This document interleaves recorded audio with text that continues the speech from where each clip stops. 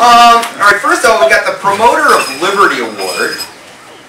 And this is for a libertarian whose efforts have done the most to promote the Libertarian Party and libertarian principles.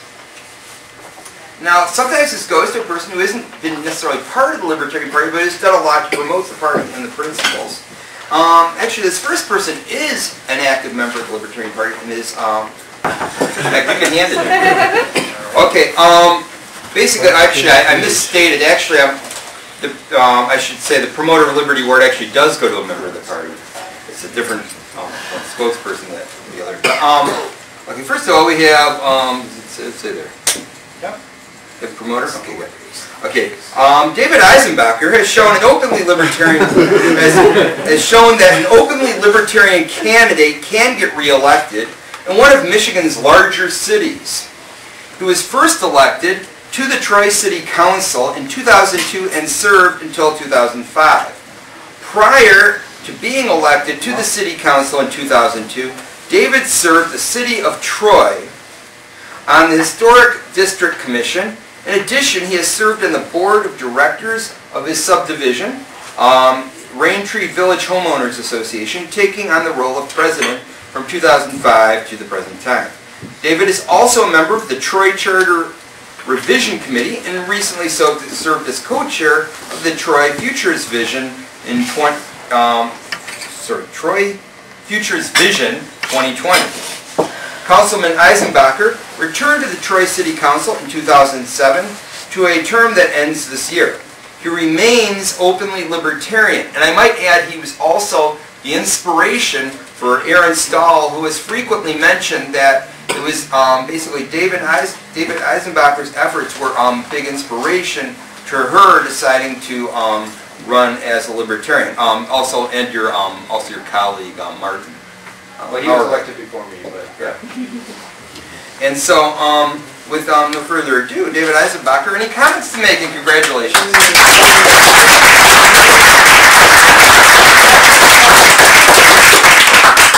Thank you.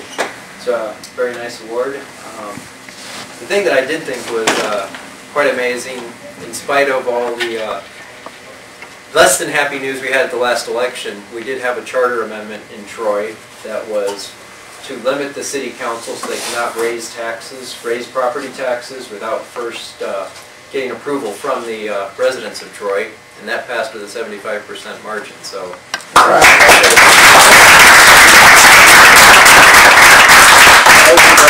Troy this year. But I appreciate this. Very nice. Thank you. Congratulations.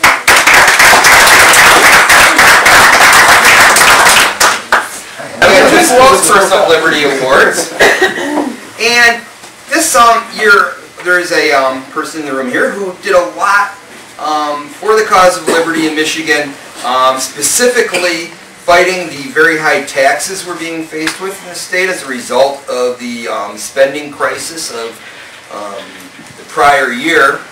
And I really don't need to reread an introduction I've already read, I think. So, Leon Drolette, you get to come up and...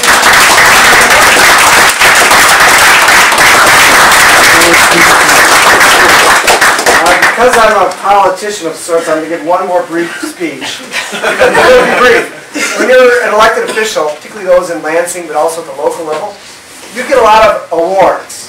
Right? But usually these awards are, thank you for serving your 6 years in the legislature, here's an award. We appreciate you serving on the Board of Commissioners, here's an award.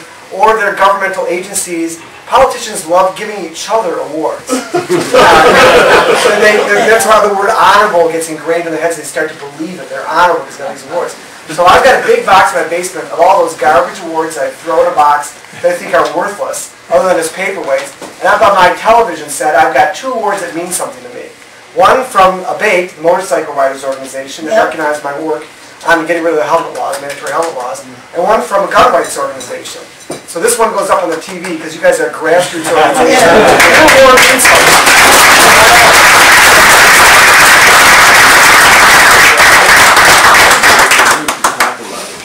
Okay, this next award is also a spokesperson for Liberty Award.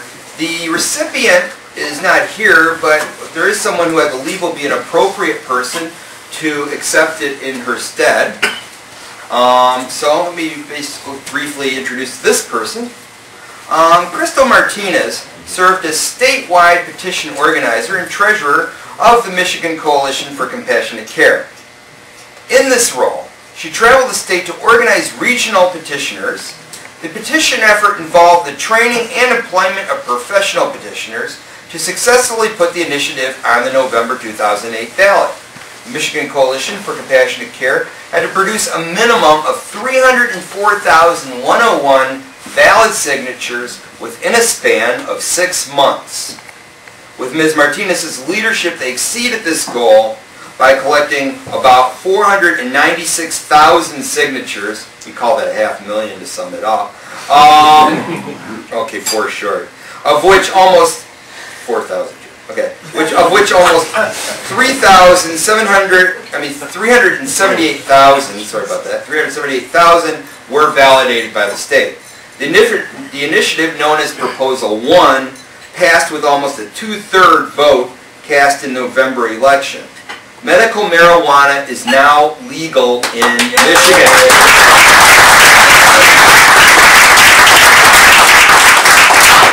That law permits physician-approved use of marijuana by registered patients with debilitating medical conditions including cancer, glaucoma, HIV, AIDS, hepatitis C, MS, and other conditions as may be approved by the Department of Community Health.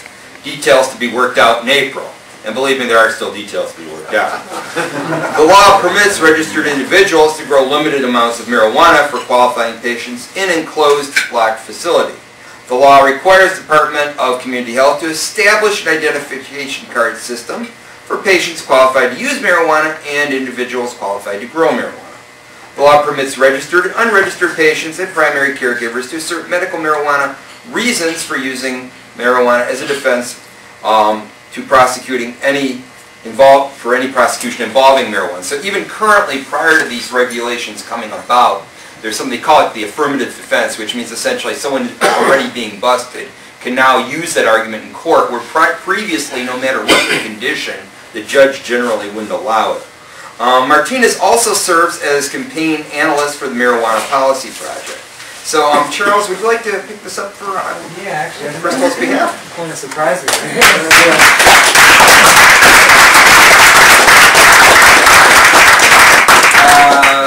Well, yeah, I guess obviously Krystal couldn't make it. I would actually like to confirm her perseverance and diligence. She worked extremely hard.